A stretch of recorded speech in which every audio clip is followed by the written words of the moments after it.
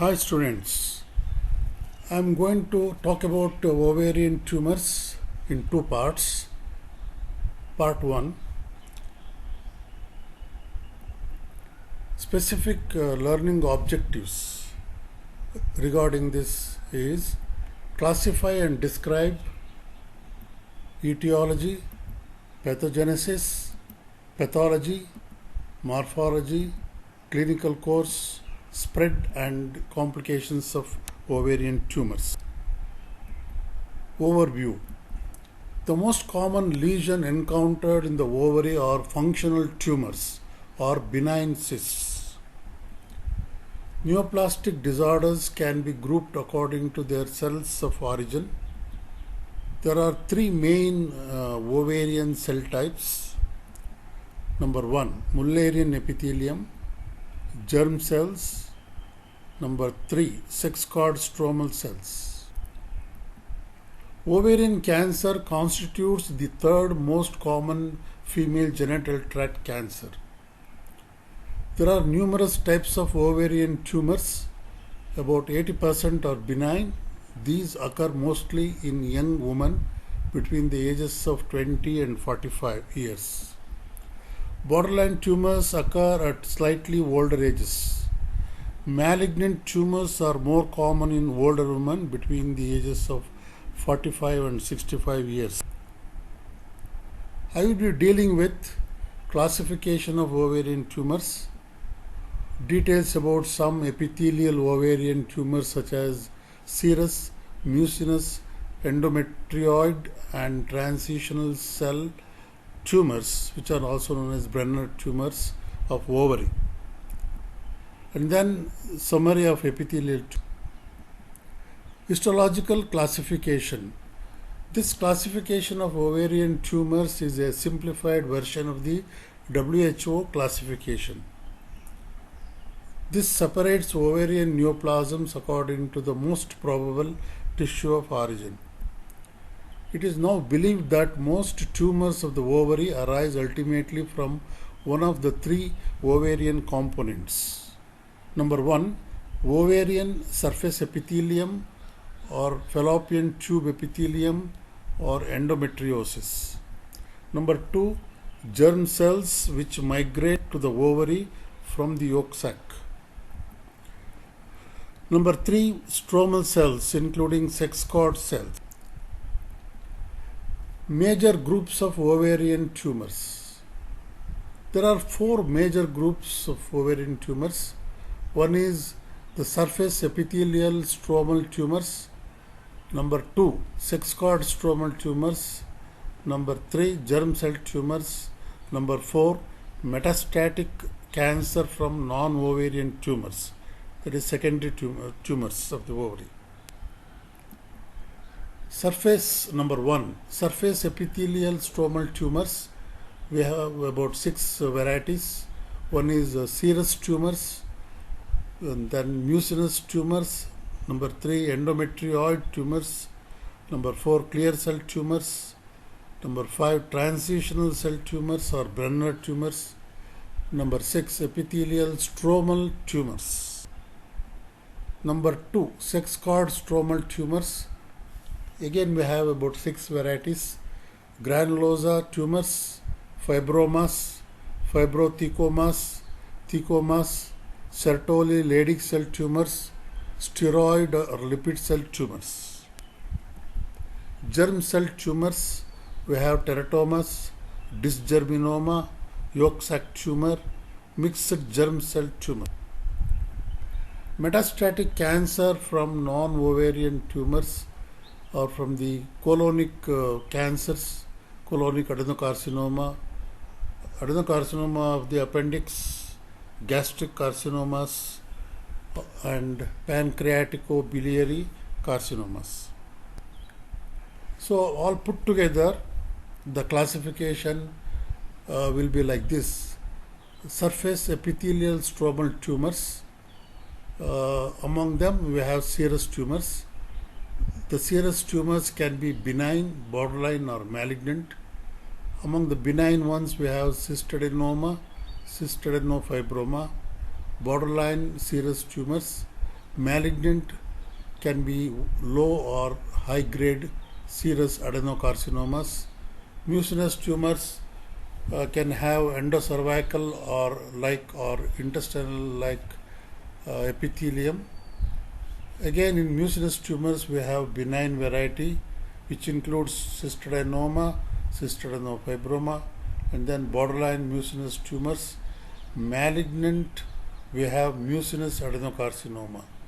Endometrioid tumors or benign tumors like cystadenoma, cystadenofibroma, borderline endometrioid tumors or malignant endometrioid adenocarcinoma. Clear cell tumors, benign, borderline and malignant clear cell adenocarcinoma. Transitional cell tumors or Brenner tumors can be benign Brenner tumor of borderline malignancy, malignant Brenner tumor, epithelial stromal tumors. We have adenosarcoma, malignant mixed Mullerian tumor. Sex cord stromal tumors, we have granulosa tumors, fibromas, fibrothecomas, thecomas, Sertoli Leydig cell tumors, steroid lipid cell tumors, and among the germ cell tumors we have teratomas. Teratomas are usually derived from all the three germ cell layers. There is ectoderm, endoderm and mesoderm. And these can be either immature teratoma or mature teratoma, and usually these can be solid or cystic, and cystic teratomas are also known as dermoid cysts. And teratomas can be monodermal, that is derived from a single germ cell layer. Examples being struma ovari or carcinoid are two examples. And then we have dysgerminoma, yolk sac tumor, mixed germ cell tumors. Fourthly, we have metastatic cancers from the non-ovarian primary like colonic, appendiceal, gastric, pancreatico-biliary. Epithelial tumors.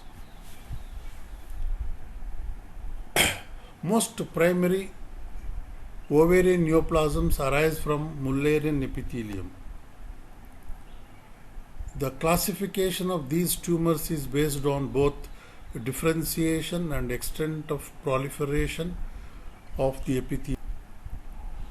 There are three major histologic types based on the differentiation of the neoplastic epithelium, that is serous, mucinous and endometrioid tumors. These epithelial proliferations are further classified as benign, borderline and malignant. The benign tumors are often further subclassified as cystadenomas with cystic areas, predominantly cystic areas, cystadenofibroma, cystic and fibrous areas, adenofibromas, predominantly fibrous areas. The borderline tumors may be cystic or solid or papillary. The malignant tumors can also have a cystic component as well as papillary structures and are referred to as cystadenocarcinomas and papillary cystadenocarcinoma respectively. Serous tumors, about 70% are benign or borderline and 30% are malignant. These malignant neoplasms form the most common malignant ovarian tumors. Approximately 40% of all ovarian cancers are serous malignant tumors.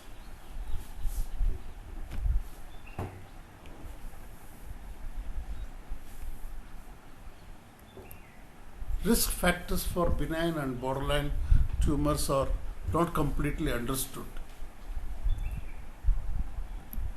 Risk factors for serous carcinomas are also incompletely understood, but nulliparity, family history and heritable mutations play a role in the tumor development.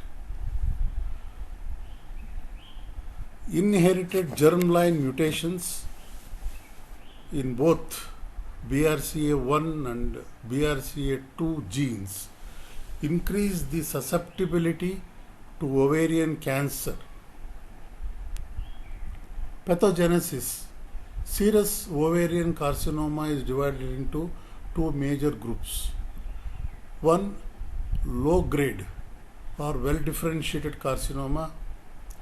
Number two, high grade or moderately to poorly differentiated carcinoma. This distinction is based on the degree of nuclear atypia and correlates with patient survival. Low-grade carcinomas arise in association with serous borderline tumors. High-grade carcinomas arise from in situ lesions in the fallopian tube fimbriae or from serous inclusion cysts within the ovary. Schematic diagram of the pathogenesis of ovarian epithelial tumors. This diagram represents the pathogenesis. So on the left side we have type 1 tumors, on the right side we have type 2 tumors. The left side, type 1 tumors arise from cystadenomas, that is benign tumors, or from endometriosis. They give rise to borderline tumors, and borderline tumors give rise to type 1 cancers such as low grade serous carcinoma, endometrioid carcinoma, or mucinous carcinoma. On the right side we have the type 2 or high grade serous tumors. Here they are only serous tumors which are high grade, and they can arise from either inclusion cysts from the surface epithelium of the ovary or from the fimbrial end of the fallopian tube, from the fimbrial epithelium, or from the serous tumor. In situ serous tumors from the fimbrial end, they give rise to type 2 or high grade tumors. Molecular pathogenesis. Low grade tumors arising from the serous borderline tumors have mutations in the KRAS, BRAF or ERBB2 oncogenes and usually have wild type of TP53 genes. High grade tumors have a high frequency of TP53 mutations and lack mutations in either KRAS or BRAF. Genomic imbalances are very common and include amplification of a number of oncogenes such as PIK3CA and deletions of tumor suppressor genes such as RB or retinoblastoma gene. Almost all ovarian carcinomas arising in women with inherited BRCA1 or BRCA2 mutations are high-grade serous carcinomas with TP53 mutations. BRCA1 and 2 mutations are rare in sporadic high-grade serous carcinomas. Morphology. Gross serous tumors may present as either single cyst or multicystic lesions in which papillary epithelium may be present within the fibrous walled cysts. In that case, they are known as intracystic papillary structures, or as a mass projecting from the ovarian surface.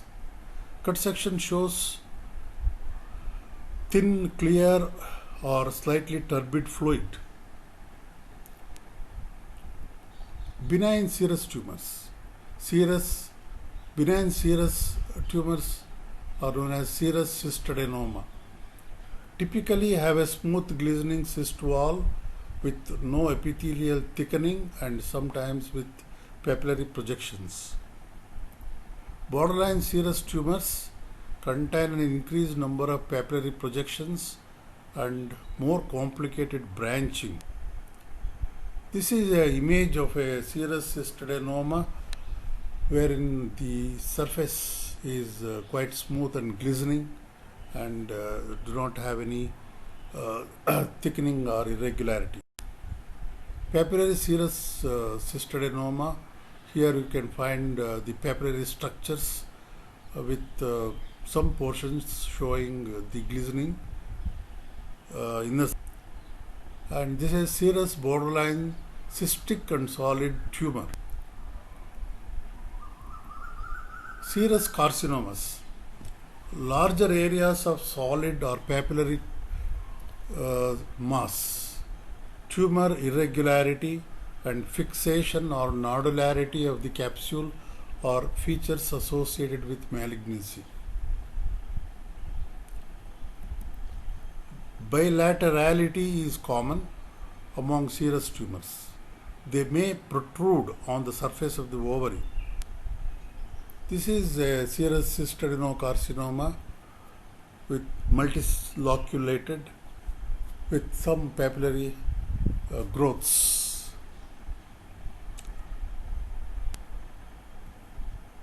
Pancreascopy, serous benign tumors.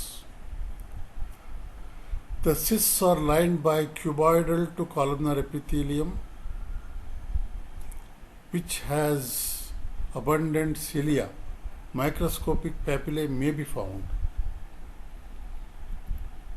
Serous borderline tumors exhibit increased complexity of the stromal papillae, stratification of the epithelium and mild nuclear atypia, but invasion of the stroma.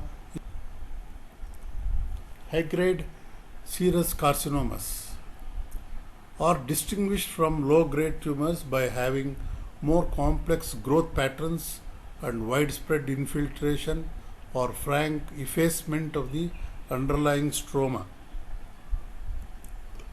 The individual tumor cells display marked nuclear atypia including pleomorphism, atypical mitotic figures and multinucleation. Bodies with concentric calcification, which are known as Samoma bodies, are characterize the serous papillary tumors but are not specific for neoplasia. Ovarian serous tumors, both low and high grade, have a tendency to spread to the peritoneal surfaces and omentum and are commonly associated with the presence of ascites. So this is the image of a benign serous cystadenoma.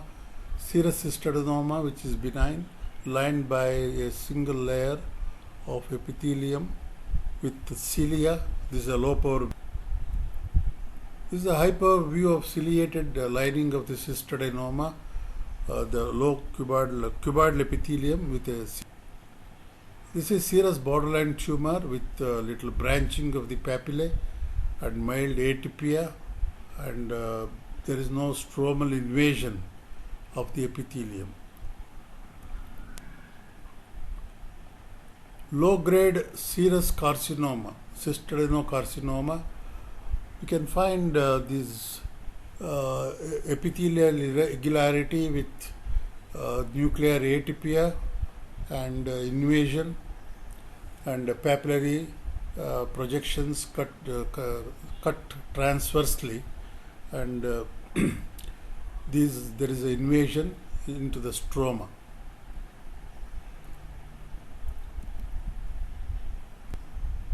This is high-grade cystadenopapillary carcinoma showing papillary structures lined by multi-layered epithelium with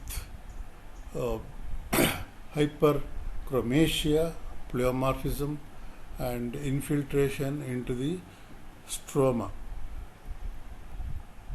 Prognosis: The 5-year survival rate for borderline and malignant tumors confined within the ovary is respectively 100% and 70%. That means it is 100% for borderline, 5-year survival, 100% for borderline and 70% for malignant tumors. Whereas the 5-year survival rate for the same tumors, if it involves the peritoneum, is about 90% for borderline and 25% for malignant tumors. Because of their protracted course, borderline tumors may recur after excision many years later. After excision, continued with